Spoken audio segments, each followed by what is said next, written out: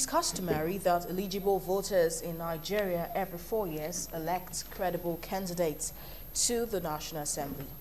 These lawmakers are expected to make laws for the good governance of the country.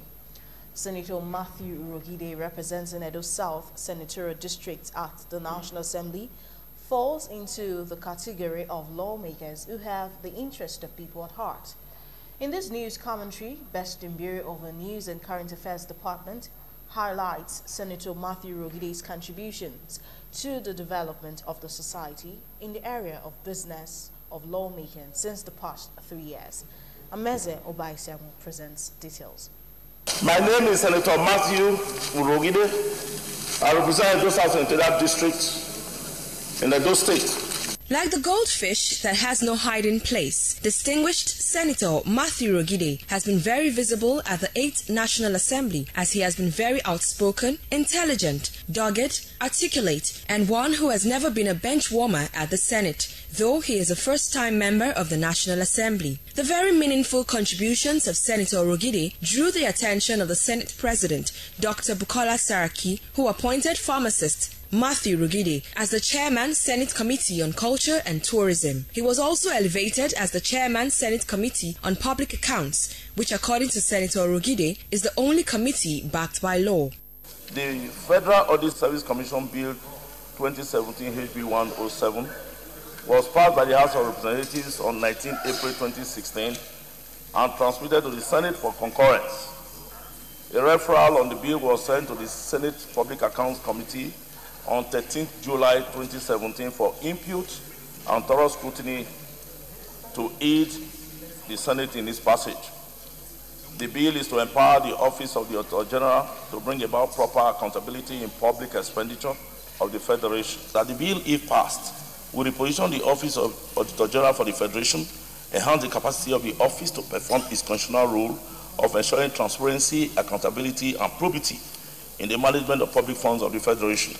It will also ensure that Nigeria has an audit act that is modern as it is obtainable with other supreme audit institutions in the world. Senator Matthew Urhoghide has to his credit 8 bills, which includes a bill for an act to provide for the establishment of National Institute for Hospital and Tourism and for other matters connected thereto, which has been passed. A bill for an act to repeal the Nigerian Tourism Development and reenact the Nigerian Tourism Development Authority. A bill on an act to make provision for the licensing, regulation and supervision of microfinance businesses in Nigeria and for connected purposes, as well as a bill on national farm settlement and youth empowerment. Other bills include interstate succession, a bill on the need to repeal and reenact the National Gallery of Arts, a bill to establish the Federal Audit Service Commission, as well as a bill on EFCC Act amendment that would ensure proper structuring and efficiency of the anti-graft agency.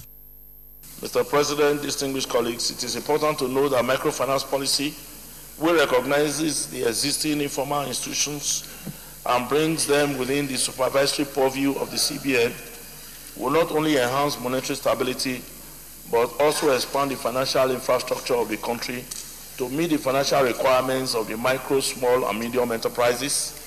Such a policy will create a vibrant microfinance subsector that will be adequately integrated into the mainstream of the national financial system and provide a stimulus for growth and development. It will also harmonize operating standards and provide a strategic platform for the evolution of microfinance institutions, promote appropriate regulation, supervision, and adoption of best practices. In these circumstances, an appropriate policy has become necessary to develop a long-term, sustainable microfinance subsector. Mr. President, my distinguished colleagues, the purpose of this bill, therefore, is to create a platform for the establishment of microfinance banks, improve the CBN's regulatory and supervisory performance in ensuring monetary stability and liquidity management, and provide appropriate machinery for tracking the activities of development partners in the microfinance subsector in Nigeria. Aside from the number of bills sponsored by Senator Matthew Urhoghide, the Edo South Senator has always demonstrated his love and passion for Nigerians, particularly the youths. Hence, he moved a motion on the need for the federal government to enhance recruitment of job seekers in the country, as well as other people-oriented motions and meaningful contributions to deliberations during plenary. Mr. President, distinguished colleagues, my motion is on the need to onboarding recruitment requirements and modes to remove undeserved hardship for job seekers in Nigeria.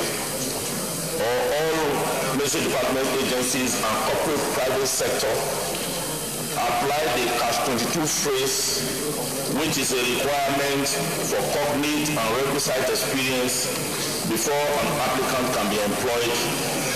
If a person is not given the chance in the first place, how can he gain experience? The SNAIS knows further that all of the NDAs do not adhere to federal character requirements in the recruitment exercises. SNAIS are aware that these practices have caused job seekers untold hardship, thus making it almost impossible for certain Nigerians to get employed. SNAIS convinced that the inability of some Nigerians to get paid jobs is, strictly speaking, not their fault, as Nigerians are known to be hardworking and the employable ones want to be gainfully employed. Fact abounds that Senator Matthew Urhoghide has lived above board in the area of discharging his core duty of making laws for the betterment of the country, and has even gone beyond lawmaking by ensuring that the people of Edo South receive free medical care, awards of scholarship, empowerment, training and retraining, amongst others. It is worthy of note that distinguished Senator Matthew Urhoghide, though elected under the platform of the People's Democratic Party, has never been involved in partisan politics in the area of empowerment, and in other areas he has affected lives positively. And that news commentary highlighting Senator Matthew Urhoghide's contribution to the development of the society in the area of lawmaking since the past 3 years was written by Best Mbire of our News and Current Affairs Department and presented by Ameze Obaisiabo.